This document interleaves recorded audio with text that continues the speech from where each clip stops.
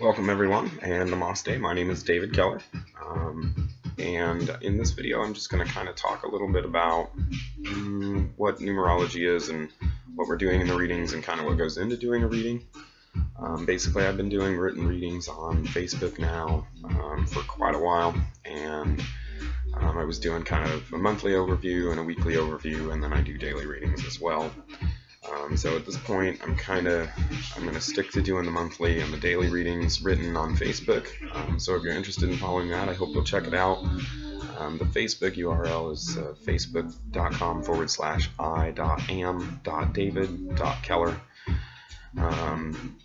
But I'm going to kind of switch to doing the weekly overview here through video. So I just thought it might be helpful to have a video first that kind of explains what it is and what we're doing and kind of what we'll be talking about in those videos. So numerology is basically an understanding that of the numbers that are involved in the date and the energies that they bring or that they represent. Each number kind of has its own vibration that it brings to the day, and numerology is a way of looking at that and kind of getting a feel for what's going on. So obviously in these readings we're looking at universal energies that are kind of in effect for everybody.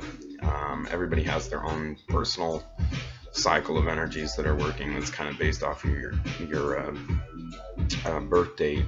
Those will always affect you more than the universal energies will. So some of the stuff, you may feel, and some of it you may not, depending upon what's going on in your own current cycle. So obviously there's no way to do that for everybody on a universal level. That's something that's available in private readings. If you're interested in that, we do that through Skype or through phone. But on the universal level, when we do a forecasting chart like this, there's several different energies that I'm looking at for every day. The first energy is called the universal day energy, and that is the primary energy at work. That's just kind of the direction that the day is headed, or the main energy that's kind of behind it. We also have what I refer to as the supporting energy, which is really just the date of the month, and the energy that adds to the universal day energy that's at work. So for example here, if it's like the 12th day of the month, then that's a 3, and that adds that 3 vibration into whatever's already going on with our universal day energy. We also have a attitude number every day, and that is actually pretty descriptive of what it is.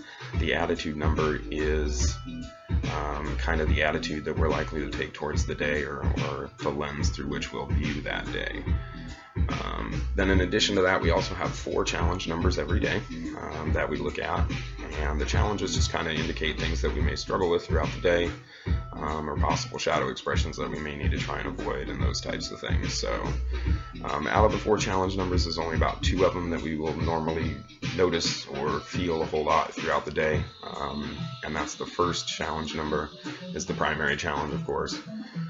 And then when you do the calculations, it's actually challenge number 3 in my readings, though I always refer to it as the secondary challenge, because in order of influence, it's absolutely the second challenge there. So we talk about those pretty heavily. And then the third challenge, or what I refer to as the third challenge, which when you do the calculations is actually challenge number 2, is this extremely minor influence, not something that we're likely to really notice a whole lot or feel throughout the day.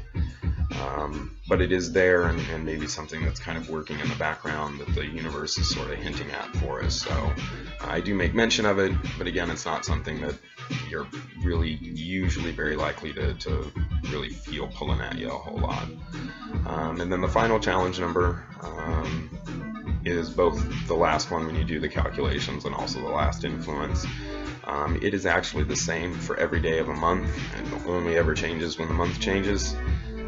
So it's not something that we talk about a whole lot, other than when I do the monthly overview, and when I write that up on Facebook and so forth, I talk about that quite a bit, because obviously that's important at that level. But that's really just kind of indicates a general theme or lesson for the month that's kind of sort of always operating in the background and those types of things. So it's something to be aware of, but again, not necessarily anything that we would feel too strongly on a given day from day to day there. So that's kind of what goes into doing a reading.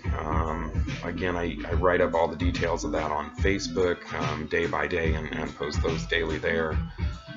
Here in the videos, though, the idea is to just kind of give a brief summary, kind of one-shot view of what's probably going on for the week. So I'm pulling all of the information for each day of the week, and then I'm just kind of taking a quick look at it and just kind of being able to say, well, this is the general direction that things are going for the week, or these are the types of things that we're going to kind of expect as we're going through it. Obviously, a lot of the details lost there, so if that's something you're interested in, then I hope you'll look us up on Facebook and follow the daily readings. But the idea is for somebody that's not interested in all of the detail on it, you can just get at least a brief idea of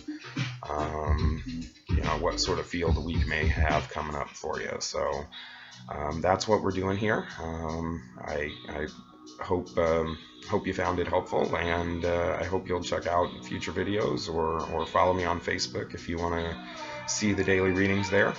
Again, that Facebook URL is facebook.com/i.am.david.keller.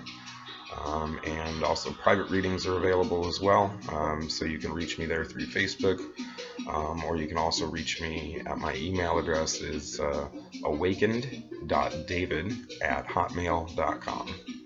Namaste, everyone, and may all beings be blessed.